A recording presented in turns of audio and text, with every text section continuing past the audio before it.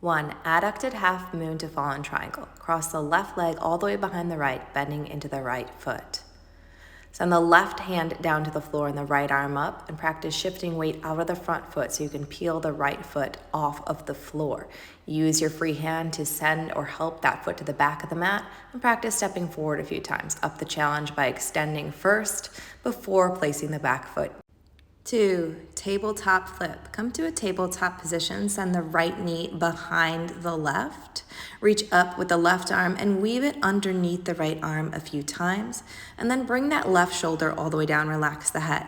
Move the right hand out of the way, tuck the toes, lift the knees, and shift until you unwind onto the back body. This may take a few tries. 3. Seated swing to warrior 2. Bend into the right leg and put the left hand down, left leg straight. Shift forward, picking up the booty, using the pressure of the left hand down. Use your free hand to help your left foot towards the back of the mat and bring it forward again. You can use momentum, a rock and roll action, to make this a little bit easier. Even drag your bottom foot on the floor as you get up to warrior 2.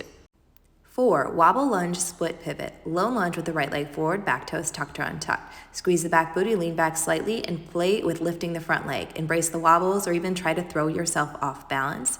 And then slowly lower the front leg to or towards straight, landing in a half split. Put your right hand down, side bend over towards the right, and then switch it out. Left hand down, side bend to the left. Shift weight into that bottom hand and the front foot. Pivot, wide-legged forward fold with an open twist. 5. Side crow pop. Place your left hand down, wide-legged forward fold, bend into your right leg, load the spring, and step your right leg next to your left. Do this a few times.